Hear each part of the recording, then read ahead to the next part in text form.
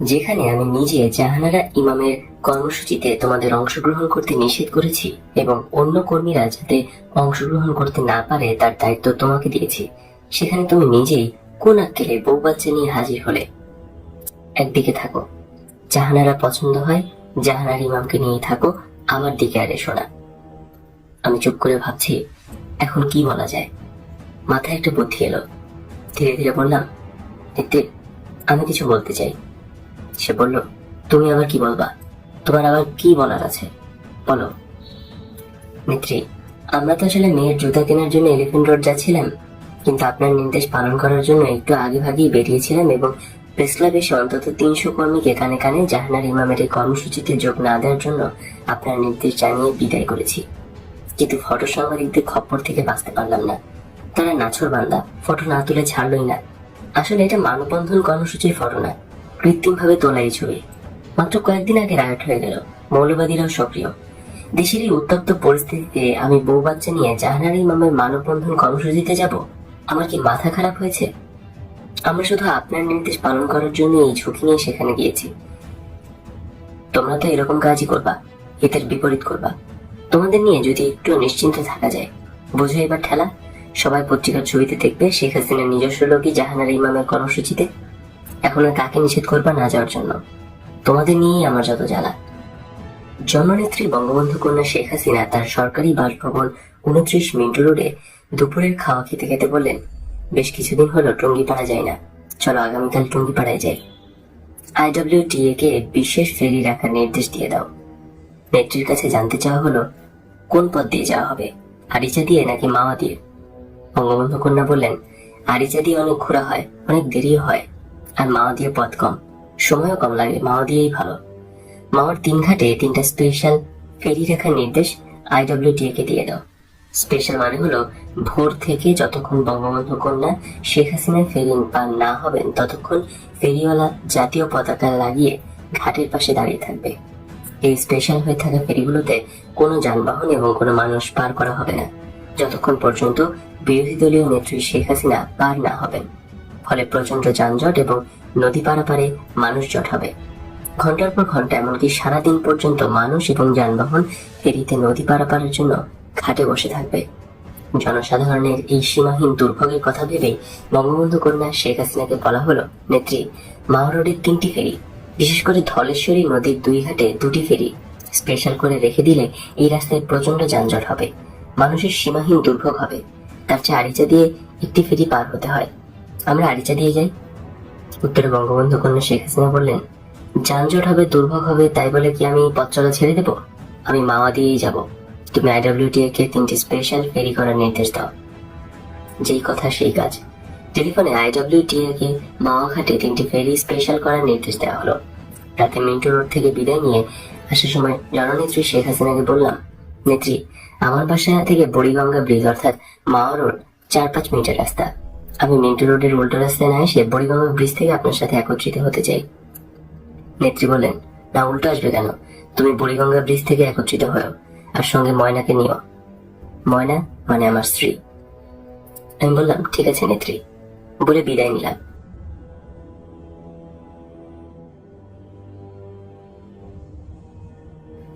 পরদিন সকাল 7টায় আমাদের গাড়িতে করে স্ত্রী ময়না আর কন্যা স্বর্ণলতাকে নিয়ে সঙ্গে রওনা হলাম।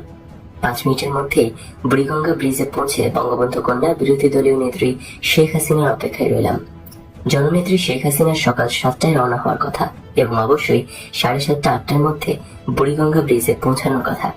8:30 পর্যন্ত বুড়িগঙ্গা ব্রিজে অপেক্ষা করে নেত্রী না আসায় ধলেশ্বর ফেরিঘাটে অপেক্ষা করবো চিন্তা করে চলে এলাম।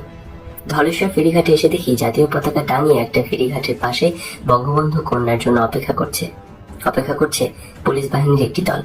আর ফেরিঘাটে অলরেডি যানজট শুরু হয়ে গেছে। ঘাটের 2টো ফেরির মধ্যে একটি স্পেশাল হয়ে আছে, অবশিষ্ট যানবাহন পার করে উড়াতে পারছে না। বেলা 10টা বেজে গেল, অথচ বিরোধী দলীয় নেত্রী শেখ হাসিনা আসছেন না। তবে কি কর্মসূচির কোনো পরিবর্তন হলো? পুলিশ বাহিনীর অফিসারের কাছে জিজ্ঞেস করলাম। পুলিশ অফিসার বলল, আমরা তো বিরোধী দলীয় নেত্রী এই পথে যাবেন সিওটি দিতেই আছি।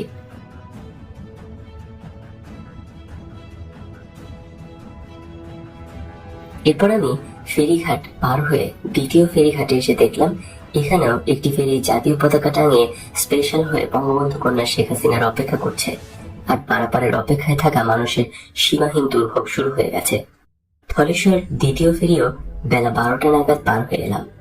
এবার এলাম মাওয়া ফেরিঘাটে। এখানেও একটা সুন্দর বড় ফেরি সবুজ লাল জাতীয় পতাকা টাঙিয়ে ঘাটের বাইরে অপেক্ষা করছে। পুলিশের একটি বিশেষ দলও এখানে অপেক্ষা করছে। আমার স্ত্রী ময়নাকে বললাম, একটা ফেরি এলে আমরা পদ্মা পার হয়ে ফরিদপুরের ভাঙা গিয়ে অপেক্ষা করব, কারণ বলাতে চায় না বঙ্গবন্ধু কন্যা শেখ হাসিনা আরিচা দিয়ে চলে যেতে পারেন। ময়না বলল, দূর, তা হয় না, এখানে 3টা ফেরি অপেক্ষা করছে, জায়গায় জায়গায় পুলিশ বাহিনী অপেক্ষা করছে। নেত্রী আরিচা দিয়ে চলে গেলে অবশ্যই একটা সংবাদ দিতেন, যাতে করে ওনার অপেক্ষায় থাকা ফেরি এবং পুলিশ স্পেশাল ডিউটি ছেড়ে নর্মাল ডিউটিতে ফিরতে পারে। একটা বড় ফেরি এলো। আমি ফেরিতে গাড়ি তুললাম। পদ্মা পার হয়ে ফরিদপুরের ভাঙায় এসে অপেক্ষা করতে থাকলাম। আধা ঘন্টা খানেক অপেক্ষায় থাকার পর দেখলাম বঙ্গবন্ধু কন্যা শেখ হাসিনার জাতীয় পতাকাবাহী গাড়ি ফরিদপুরের দিকে থেকে আসছে। অর্থাৎ জননেত্রী বিরোধী দলীয় নেত্রী শেখ হাসিনা আরিচা দিয়ে এসেছেন। আমাদের দেখে নেত্রী হাত নাড়ালেন। আমরা তার গাড়ির বহরের সাথে যোগ দিলাম। চলতে থাকলাম। গোপালগঞ্জ সার্কিট হাউসে বঙ্গবন্ধু কন্যা সহ সকলে এসে থামলাম। জননেত্রী বিরোধী দলীয় নেত্রী শেখ হাসিনাকে বললাম, মাওয়া দিয়ে না এসে আরিচা দিয়ে এলেন। তিনি বললেন, কে জানি বললো মাওয়া রাস্তার কার্পেটিং সুন্দর না, তাই আরিচা দিয়ে এলাম। মাওয়া রাস্তায় 3টি ফেরি অপেক্ষা করছে, পুলিশ অপেক্ষা করছে, একটা ইনফরমেশন তো পাঠাবেন। নেত্রী তার সাথে আসা ব্যক্তিদের বললেন, তোমরা ইনফরমেশন দাও নাই? উত্তরে কেউ কোনো কথা বলল না। আমি বললাম, হাজার হাজার মানুষ ঘন্টার পর ঘন্টা রাস্তায় যানজটে নদী পারাপারের অপেক্ষায় কষ্ট করছে। বিরোধী দলীয় নেত্রী জননেত্রী শেখ হাসিনা বললেন, রাস্তায় বসে থাকা, এই তো, এর আর কি কষ্ট? তাছাড়া এদেশের মানুষের তো তেমন কোনো কাজকর্ম নাই, রাস্তায় না হয় ঘন্টার পর ঘন্টা পার করে দিল, এটা কি আর এমন? তুমি এ নিয়ে বেশি চিন্তা করো না। অতঃপর সন্ধ্যার দিকে শেখ হাসিনার পিত্রালয় এবং পিতার কবর টঙ্গিপাড়ায় পৌঁছালাম।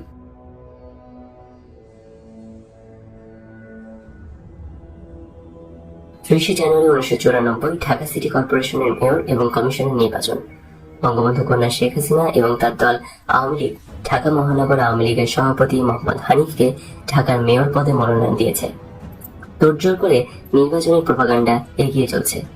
বঙ্গবন্ধু কন্যা শেখ হাসিনা শুরু থেকে দলের নেতাকর্মী বাড়ি বাড়ি গিয়ে ভোটারদের কাছে মেয়র পদে মাছ মার্কায় হানিফের জন্য ভোট চাইছে। অধিক রাত পর্যন্ত মিছিল চলছে এবং চলছে নির্বাচনী জনসভা। প্রতিটি পাড়া, মহল্লা, অলিতে গলিতে চলছে মেয়র, কমিশনার নির্বাচনের কাজ। আওয়ামী লীগ, বিএনপি, জাতীয় পার্টি, জামাত, কমিউনিস্ট পার্টি সহ সকল রাজনৈতিক দল নির্বাচনী কাজে ভীষণ ব্যস্ত। ঢাকায় টান টান উত্তেজনা। নির্বাচনের আর মাত্র কয়েকদিন বাকি। 25 জানুয়ারি সন্ধ্যাবেলায় ধানমন্ডি 8A রোডে বঙ্গবন্ধুর চাচাতো ভাই শেখ হাফিজুর রহমান টোকনের বাসায় 71 যুদ্ধাপরাধী জামাত নেতা গোলাম আজমের সাথে শেখ হাসিনার দ্বিতীয় দফা বৈঠক হয়। এই বৈঠকে গোলাম আজম মেয়র নির্বাচনে বিএনপি প্রার্থীকে সমর্থন না দেওয়ার আশ্বাস দিলেও শেখ হাসিনা রাজনীতিতে জামায়াতকে আক্রমণ না করার আশ্বাস দেন। 30 জানুয়ারি 1994 ঢাকায় প্রথমবারের মতো সরাসরি জনগণের ভোটে মেয়র নির্বাচন চলছে। সকাল 8টা থেকে বিরতিহীনভাবে বিকাল 4টা পর্যন্ত একটানা ভোট গ্রহণ করা হবে। গত রাতেই জননেত্রী শেখ হাসিনা নির্দেশ দিয়েছেন আজ 30 জানুয়ারি সকাল 6 ঘটিকায় 29 মিন্টু রোডে তার বাসায় হাজির হওয়ার জন্য। নির্দেশ মোতাবেক নেত্রীর বাসায় সকাল 6:45 হাজির হয়েছি। বঙ্গবন্ধু কন্যা ঘুম থেকে উঠলেন, একসঙ্গে নাস্তা করলেন। তারপর সকাল 6:45টার দিকে তার লাল রঙের নিশান পেট্রোল জিপ গাড়িতে করে আমাদের সঙ্গে নিয়ে বেরিয়ে পড়লেন। বঙ্গবন্ধু কন্যা প্রথমে গেলেন শেরেবাংলা নগরের রাজধানী হাই স্কুলে, তারপর গেলেন ধানমন্ডি বয়েজ হাই স্কুলে, এরপর গেলেন ধানমন্ডি 32-এ তার পিতার বাড়ি বঙ্গবন্ধু ভবনে। সেখানে কিছুক্ষণ অপেক্ষা করে চা খেয়ে নিজের ভোটার স্লিপ নিয়ে চলে এলেন সিটি কলেজে ভোট দিতে। সিটি কলেজে ভোট দেওয়া শেষ করে আরো কিছু ভোট কেন্দ্র ঘুরে বেলা 11টা নাগাদ ফিরে এলেন 29 মিন্টু রোডে তার সরকারি বাসভবনে। জননেত্রী শেখ হাসিনা মিন্টু রোডের বাসভবনে ফিরে আসার 10-15 মিনিটের মধ্যে উপস্থিত হলেন আওয়ামী লীগের যুগ্ম সম্পাদক নওগাঁর আব্দুল জলিল।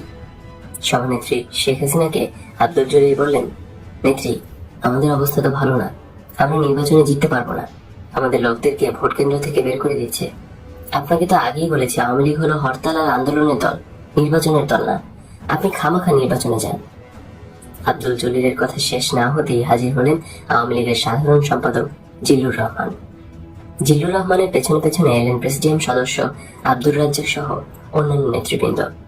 একমাত্র আব্দুর রাজ্জাক ছাড়া সকল নেতৃবৃন্দেরই এক কথা, মেয়র নির্বাচনে ব্যাপক কারচুপি হচ্ছে, আমাদের কর্মীদের ভোট কেন্দ্র থেকে বের করে দিচ্ছে, নির্বাচন বাতিলের দাবি করা হোক, আন্দোলন করা হোক, ইত্যাদি ইত্যাদি। প্রেসিডিয়াম সদস্য আব্দুর রাজ্জাক বললেন, নির্বাচনে কারচুপি হচ্ছে, আমাদের কর্মীদের বের করে দেওয়া হয়েছে, এটা কি আপনারা কেউ ভোট কেন্দ্রে গিয়ে দেখেছেন? নেতারা কেউ কোনো উত্তর দিলেন না, কোনো কথাও কেউ বললেন না, সবাই চুপ। জননেত্রী শেখ হাসিনা বললেন, এটা আবার ভোট কেন্দ্রে গিয়ে দেখতে হয় নাকি? ওরা তো ভোট কারচুপি করবেই, এখন না করলে একটু পরে করবে। কাজে আমাদের নির্বাচন বাতিলের দাবি করতে হবে এবং এই ইস্যু নিয়ে বিএনপি সরকার পতন আন্দোলন করতে হবে, খালেদা জিয়া সরকারের পতন ঘটাতে হবে।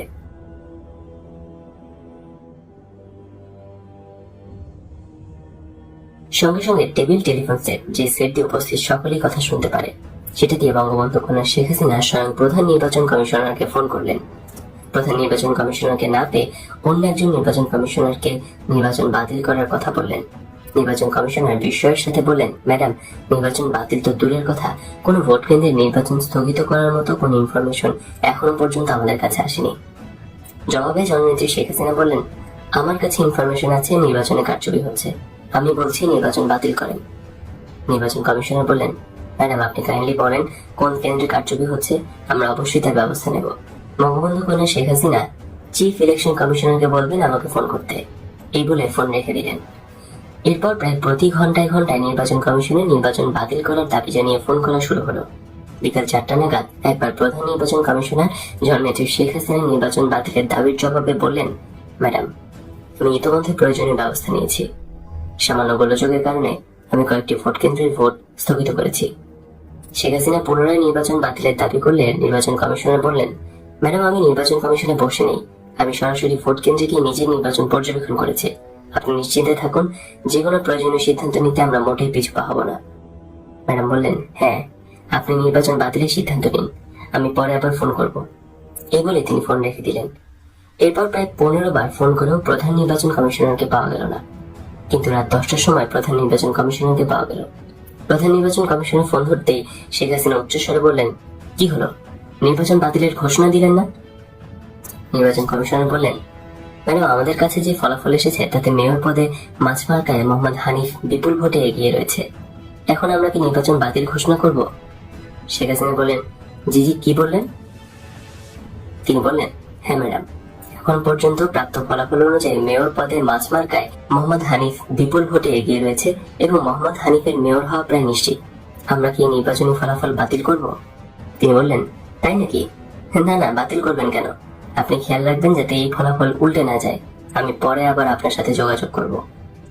এরপর জননেত্রী Sheikh Hasina table telephone set বন্ধ করে উপস্থিত সকলকে উদ্দেশ্য করে বললেন, শুনলেন তো, হানিফ নাকি মেয়র হচ্ছে, এখন তো আমাদের নির্বাচন বাতিলের দাবি করা ঠিক হবে না, কি বলেন? জিল্লুর রহমান বলেন, দেখেন এটা আবার কোন চাল? আব্দুর রাজ্জাক বললেন, নেত্রী, নির্বাচন কমিশনে আমার একজন ঘনিষ্ঠ লোক আছে, আমি তার কাছে গিয়ে সঠিক খবর নিয়ে আসি। শেখ হাসিনা বললেন, তাই যান, আপনারা সকলেই যান, যার যেখানে লোক আছে সেখান থেকে সঠিক খবরটা সংগ্রহ করেন। রাত তখন 12টা, সবাই চলে গেল, একমাত্র আব্দুর রাজ্জাক ছাড়া আর কোনো নেতাই রাতে ফিরে এলেন না। রাত 1টার দিকে আব্দুর রাজ্জাক মিন্টু রোডে এসে বললেন, সভানেত্রী কোথায়? হানিফ তো মেয়র হয়ে গেছে, নির্বাচন কমিশন দেশি বিদেশি সমস্ত নিউজ মিডিয়াতে হানিফের মেয়র হওয়ার ফলাফল পাঠিয়ে দিয়েছে, এখন হানিফ বেসরকারিভাবে ঢাকার মেয়র, সভানেত্রীকে সংবাদটা দিতে হয়। আপনি বসেন বলে আমি উপরে গেলাম। সভানেত্রী শেখ হাসিনা ডিশ অ্যান্টেনায় হিন্দি ফিল্ম দেখছেন, তাকে আব্দুর রাজ্জাকের আসার সংবাদ এবং হানিফের বেসরকারিভাবে মেয়র হওয়ার সংবাদ দিলে তিনি বললেন, হানিফের কপাল ভালো। আব্দুর রাজ্জাক দেখা করতে চাই জানালে শেখ হাসিনা বললেন, দূর, ছবিটা জমে উঠেছে, এই সময় দেখা টাকা হবে না, তুমি বলে দাও আমি ঘুমিয়ে পড়েছি। তথাস্থ নেত্রী বলে নিচে নেমে আব্দুর রাজ্জাককে বলা হলো, আপনি চলে যান, নেত্রী ঘুমিয়ে পড়েছেন, আজ আর উঠবেন না। আব্দুর রাজ্জাক চলে গেলে এরপর ফোন এলো প্রেসিডিয়াম সদস্য আব্দুস সামাদ আজাদের। সভানেত্রীকে সামাদ আজাদের ফোনের কথা বলা হলে তিনি ওই একই কথাই বললেন, দূর, সিনেমাটা জমে উঠেছে, বলে দাও ঘুমিয়ে গেছি। এরপর থেকে যেই ফোন করুক বলে দেবে ঘুমিয়ে গেছি। এরপর থেকে বিরোধী দলীয় নেত্রী শেখ হাসিনা যে রুমে বসে ডিশ অ্যান্টেনায় হিন্দি ফিল্ম দেখছেন, সেই রুম থেকে হ্যান্ডসেট দিয়ে যেই ফোন করেছে তাকেই বলে দেওয়া হচ্ছে নেত্রী ঘুমাচ্ছেন। এই নিয়ে আবার জননেত্রী শেখ হাসিনা এবং উপস্থিত হিন্দি ফিল্ম দর্শকদের মাঝে হাসাহাসির রোল পড়ে গেল।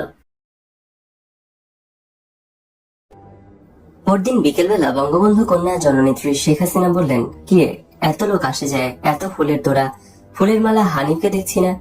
এখন পর্যন্ত হানিফ একটা ফোনও করলো না, ব্যাপারটা কি? ঠিক আছে তো, না ভাই কাটে গেল? এই মেয়র হওয়ার লোভে কিন্তু হানিফ স্বৈরাচারী জেনারেল এরশাদের জাতীয় পার্টিতে যোগ দিয়েছিল। এরশাদের কাছে চান্স না পেয়ে হানিফ মেয়র হওয়ার জন্য আবার আমার কাছে ফিরে এসেছে। আমি 1,37,00,000 টাকা খরচ করে হানিফকে মেয়র করেছি। তাড়াতাড়ি খোঁজ খবর নাও, ফোন করো এবং একজন হানিফের বাড়িতে গিয়ে দেখো আসল ব্যাপার কি। সদ্য নির্বাচিত মেয়র মোহাম্মদ হানিফের বাসায় ফোন করে বলা হলো, জননেত্রী শেখ হাসিনা হানিফ ভাইয়ের সঙ্গে কথা বলবেন।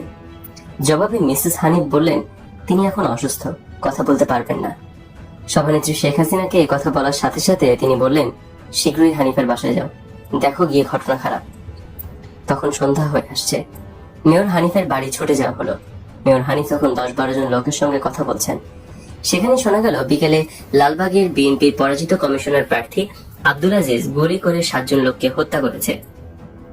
জননেত্রী শেখ হাসিনা কথা বলতে চেয়েছেন বলায় মেয়র হানিফ বললেন, নেত্রীকে আমার সালাম দিও, বলো আমার শরীরটা খুব খারাপ, আমি কথা বলতে পারছি না। শুধু লালবাগের খুনের জন্য আমি ওনাদের সাথেই কথা বলছি। মেয়র হানিফের বাসা থেকে সোজা মিন্টো রোডে এসে বঙ্গবন্ধু কন্যাকে লালবাগে বিএনপি কমিশনার প্রার্থী আজিজ কর্তৃক 7 জনকে খুন করার সংবাদ দিলে বঙ্গবন্ধু কন্যা খুশিতে জিন্দেগি জিন্দেগি গান গাইতে থাকেন আর নাচতে থাকেন।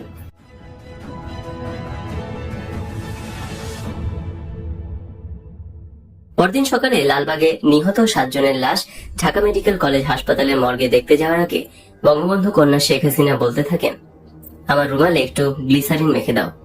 ওই যে নায়িকারা অভিনয়ের সময় গ্লিসারিন দিয়ে চোখের পানি বের করে কান্নার অভিনয় করে, আমার রুমালেও এরকম একটু গ্লিসারিন লাগিয়ে দাও, আমি যাতে লাশ দেখে রুমাল ধরতেই চোখে পানি এসে যায়। একজন বলল, গ্লিসারিনের দরকার নেই, শুধু চোখে রুমাল ধরবেন, তাতেই মনে হয় আপনি খাচ্ছেন।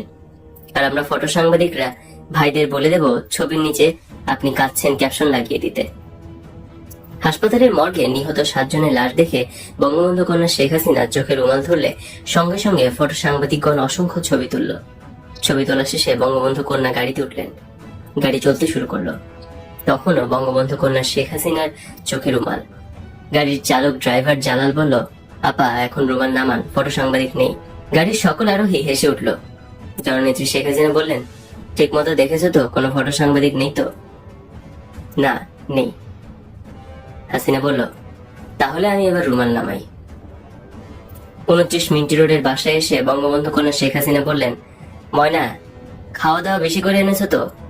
লাশ দেখে এসেছি, লাশ আজ আমি বেশি করে খাবো। তারপর জিন্দেগি জিন্দেগি গান গাইতে গাইতে নাচতে লাগলেন। সত্যি সত্যি অস্বাভাবিক রকমের খেলেন শেখ হাসিনা। এমনিতেই তিনি বিভিন্ন আন্দোলন সংগ্রামে নিহতদের লাশ দেখে স্বাভাবিকের চাইতে অনেক বেশি খেতেন, কিন্তু আজ খেলেন অস্বাভাবিকের চাইতেও অনেক বেশি। টঙ্গিপাড়ায় শেখ হাসিনার পিতা, আওয়ামী লীগের জাতির পিতা বঙ্গবন্ধু শেখ মুজিবুর রহমানের কবরে গিয়ে মেয়র মোহাম্মদ হানিফের আনুষ্ঠানিক শপথ নেয়ার দিনক্ষণ চূড়ান্ত করা হলো। ঢাকা থেকে বঙ্গবন্ধু কন্যা বিরোধী দলীয় নেত্রী জননেত্রী শেখ হাসিনা ঢাকার মেয়র মোহাম্মদ হানিফকে সঙ্গে নিয়ে টঙ্গিপাড়ায় যাবেন এবং সেখানে বেসরকারিভাবে হানিফ মেয়র হিসেবে শপথ নেবেন। নির্দিষ্ট দিনে সকালবেলা সকলেই টঙ্গিপাড়ায় যাওয়ার জন্য প্রস্তুত, কিন্তু মেয়র হানিফ এলেন না। টঙ্গিপাড়ায় যাওয়া হলো না।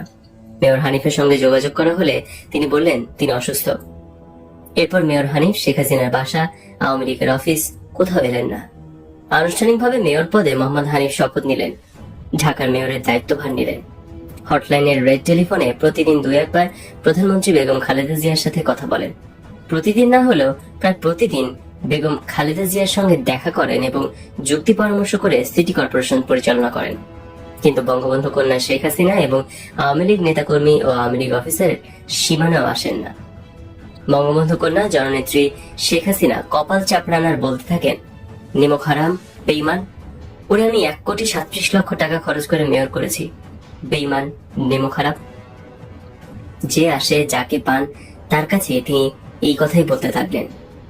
একজন বলল, ঠিক আছে হানিফ ভাই মেয়র হয়েছে, টাকা কামাবে, টাকা খাবে, খাক, আমরা তো আর ভাগ চাই না, কিন্তু দলের কাজ করবে না কেন? জবাবে বঙ্গবন্ধু কন্যা শেখ হাসিনা বললেন, কেন একা টাকা খাবে কেন? আমাদের ভাগ দিতে হবে। ওকে 1,37,00,000 টাকা দিয়ে খরচ করে মেয়র বানিয়েছি, তোমাদের হাত দিয়েই তো ওই টাকা খরচ করেছি। হানিফ তো 1 পয়সারও খরচ করে নাই, সব আমি খরচ করেছি। এখন হানিফ একা খাবে কেন? আমাদেরও ভাগ দিতে হবে, নইলে আমি শেখ হাসিনা একদিন না একদিন উসুল করে ছাড়বো। শেখ হাসিনা কথা বলবেন, কত শতবার ফোন করা হয়, মেয়র হানিফ ফোন ধরে না। আসতে বলা হয়, দেখা করতে বলা হয়, হানিফ আসে না, দেখাও করে না। লোক পাঠালে মেয়র হানিফ বলে, যা যা, যেই জায়গায় আসিস সেই জায়গায় যা, ক্ষমতায় যাওয়া লাগবে না। যে পর্যন্ত আগাইছিস ওই বিরোধী দল পর্যন্তই থাক, আর ক্ষমতায় যাওয়া লাগবে না। আমি তো গোলকে নাই।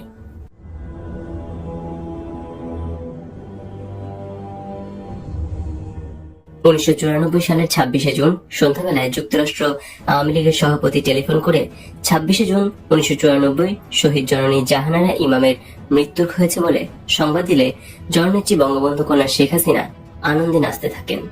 1994 সালের 26শে জুন সন্ধ্যাবেলায় যুক্তরাষ্ট্র আওয়ামী লীগের সভাপতি টেলিফোন করে 26শে জুন 1994 শহীদ জননী জাহানারা ইমামের মৃত্যু হয়েছে বলে সংবাদ দিলে জননেত্রী বঙ্গবন্ধু কন্যা শেখ হাসিনা আনন্দে নাচতে থাকেন আর বলতে থাকেন, মিষ্টি খাও, মিষ্টি খাও। আমার একটা প্রতিদ্বন্দ্বী দুনিয়া থেকে বিদায় হয়েছে, আল্লাহ বাঁচাইছে। নেত্রী হতে চেয়েছিল, আমার জায়গা দখল করতে চেয়েছিল। জাহানারা ইমাম মরছে, আপদ গেছে, বাঁচা গেছে, আমার জায়গা দখল করতে চাইছিল। তোমরা জানো না, ইন্ডিয়ান গোয়েন্দা এজেন্সি র আমার পরিবর্তে জাহানারা ইমামকে নেতৃত্বে বসাতে চেয়েছিল। বেটি মরছে, মিষ্টি খাও, ফকিরকে পয়সা দাও। এর কয়েকদিন পর শহীদ জননী জাহানারা ইমামের লাশ মার্কিন যুক্তরাষ্ট্র থেকে জিয়া আন্তর্জাতিক বিমানবন্দরে এলে জননেত্রী বঙ্গবন্ধু শেখ হাসিনা বলেন, চলো এয়ারপোর্টে যাই, আপাদের লাশটা নিয়ে কবরে ফেলি। এরপর জননেত্রী শেখ হাসিনা তার লাল রঙের নিশান পেট্রোল জিপে করে বিমানবন্দরের উদ্দেশ্যে রওনা হলেন। যেতে যেতে বললেন, বেটি অসম্ভব জ্বালাইছে আমারে, ওর মরামুখ দেখতে ইচ্ছা করে না, কিন্তু না যেতে উপায় নেই। পলিটিক্সের ব্যবসায় ইচ্ছা না থাকলেও করতে হয়।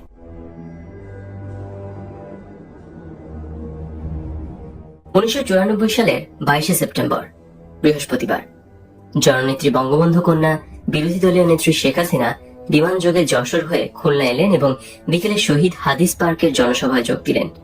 রাত্রে নেত্রীর চাচাতো ভাই শেখ নাসিরের বড় ছেলে শেখ হেলালের বাড়িতে খেলেন এবং থাকলেন।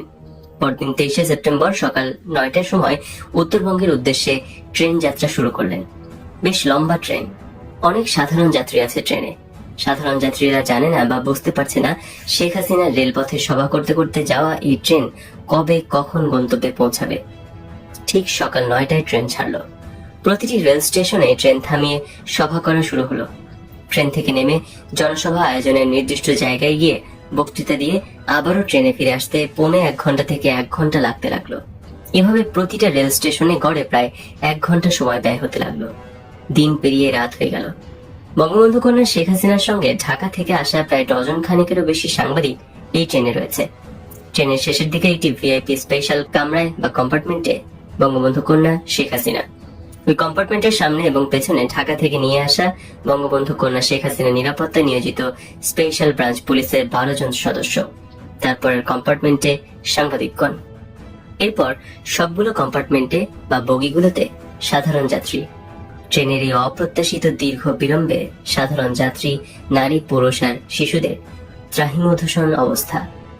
6 ঘন্টার যাত্রা পথ 24 ঘন্টায়ও না ফুরানোর ফলে অনেক আগেই পানি সহ ট্রেনের সকল খাবার ফুরিয়ে নিঃশেষ হয়ে গেলে সাধারণ যাত্রীদের কষ্ট আর দুর্ভোগ সীমাহীন পর্যায়ে পৌঁছায়। তৃষ্ণার্ত ক্ষুধার্ত শিশুদের কান্না আর আহাজারিতে অনেক সাধারণ যাত্রী পরিবার পরিজন নিয়ে গন্তব্যের আগে ট্রেন থেকে নেমে পালিয়ে যায়। জননেত্রী শেখ হাসিনা তার সফর সঙ্গী এবং সাংবাদিকদের জন্য প্রায় প্রতিটি রেল স্টেশন থেকে অফুরন্ত খাবার এবং বিশুদ্ধ পানির পর্যাপ্ত বোতল সরবরাহ করা হতে থাকে। সারাদিন জননেত্রী শেখ হাসিনা প্রায় 20টির মতো রেল স্টেশনে জনসভায় ভাষণ দেন। কোথাও কোথাও রেল স্টেশন ছাড়াই উৎসুক জনতা ট্রেন থামালে সেখানেও বক্তৃতা করেন। প্রতিটি জনসভাতে ঢাকা থেকে আসা সাংবাদিকরা উপস্থিত হয়ে বঙ্গবন্ধু কন্যা শেখ হাসিনার বক্তৃতা লিপিবদ্ধ করতে থাকেন এবং শেখ হাসিনা সাংবাদিকদের নজরে রাখেন। কিন্তু রাতের অন্ধকারে বঙ্গবন্ধু কন্যা শেখ হাসিনা সাংবাদিকদের আর নজরে রাখতে পারেননি। ওদিকে শেখ হাসিনা বারবার একই বক্তৃতা দেয় সাংবাদিকদের তা মুখস্থ হয়ে যাওয়াতে অনেক সাংবাদিকই রাতের অন্ধকারে ট্রেন থেকে নেমে শেখ হাসিনার বক্তৃতা লিপিবদ্ধ করতে চায়নি। রাত তখন 11:17। বঙ্গবন্ধু কন্যা শেখ হাসিনাকে বহনকারী ট্রেন ঈশ্বরদী রেল স্টেশন পৌঁছার কিছু সময় বাকি রয়েছে। এমন সময় বঙ্গবন্ধু কন্যা শেখ হাসিনা বললেন, এত টাকা পয়সা খরচ করে জামাই আদর করে ঢাকা থেকে যে সাংবাদিকদের এনেছি তারা কি সব ঘুমাচ্ছে? জনসভায় এত লোক হচ্ছে, আমি এত বক্তৃতা করছি, সাংবাদিকদের তো নজরে পড়ছে না। তোমরা একটু সাংবাদিকদের ঘুম ভাঙিয়ে আমার জনসভায় পাঠাও তো। যাতে পত্রিকায় ভালো ভালো নিউজ হয়। শেখ হাসিনার বেতনভুক্ত ব্যাগ বহনকারী মদন মোহন দাস, যার নামে শেখ হাসিনা লাল নিশান পেট্রোল জিপ গাড়িটি রেজিস্ট্রেশন করেছেন, সে বলল, জায়গা ঘুম ভাঙান লাগবো না, পিস্তল দিয়ে 2 রাউন্ড গুলি করে দিলে সাংঘাতিক ঘুম ভাঙা যাইব, সব লাফাইয়া ট্রেন থেকে নিচে পড়ে যাইব। আলাউদ্দিনের প্রদীপ পাওয়ার মতো সঙ্গে সঙ্গে বঙ্গবন্ধু কন্যা শেখ হাসিনা তার বাবার ফুফাতো ভাইয়ের ছেলে বাহুউদ্দিন নাসিমকে বললেন, দে 2 রাউন্ড গুলি করে। আর উপস্থিত অন্যদের উদ্দেশ্যে বললেন, তোমরা আমাকে হত্যার জন্য ট্রেনে গুলি করা হয়েছে বলে সাংবাদিকদের মাঝে প্রচার করে দিও। ট্রেন ঈশ্বরদী প্ল্যাটফর্মে ঢোকার কয়েক মিনিট আগে বাহুউদ্দিন নাসিম ট্রেনের জানালা দিয়ে সাংবাদিকদের কম্পার্টমেন্ট লক্ষ্য করে পিস্তল দিয়ে 3 রাউন্ড গুলি ছুড়ল। গুলির শব্দ শুনে বঙ্গবন্ধু কন্যা শেখ হাসিনা নিরাপত্তার দায়িত্বে নিয়োজিত স্পেশাল ব্রাঞ্চের পুলিশেরাও 5-6 রাউন্ড গুলি করে। এই সমস্ত গুলির আওয়াজ শুনে পাশের কম্পার্টমেন্টে থাকা সাংবাদিকরা ভয়ে ট্রেনের ভেতরে গড়াগড়ি শুরু করে এবং আমরা পরিকল্পনা মতো সাংবাদিকদের কম্পার্টমেন্টে এসে বঙ্গবন্ধু কন্যা শেখ হাসিনাকে হত্যার জন্য ট্রেনে গুলি করা হয়েছে বলে প্রচার করতে থাকি। ট্রেন ঈশ্বরদী প্ল্যাটফর্মে থামলে ঈশ্বরদী রেল স্টেশনের বাইরে জনসভার মঞ্চ থেকেও মাইকে আওয়ামী লীগের প্রেসিডিয়াম সদস্য আমির হোসেন আমু বঙ্গবন্ধু কন্যা শেখ হাসিনাকে হত্যার জন্য ট্রেনে গুলি করা হয়েছে বলে প্রচার চালাতে থাকেন। পরের দিন 24শে সেপ্টেম্বর শনিবার ট্রেনে বঙ্গবন্ধু কন্যার প্রতি গুলি করা হয়েছে বলে জাতীয় পত্রপত্রিকার সংবাদ বের হলে বগুড়ার সরকারি সার্কিট হাউসের ভিআইপি রুমে বসে জননেত্রী শেখ হাসিনা সহ তার সফর সঙ্গীরা হাসাহাসি করতে থাকে এবং হাসাহাসির এক পর্যায়ে গুলির এই ঘটনা নিয়ে হরতাল ডাকার সিদ্ধান্ত হয়।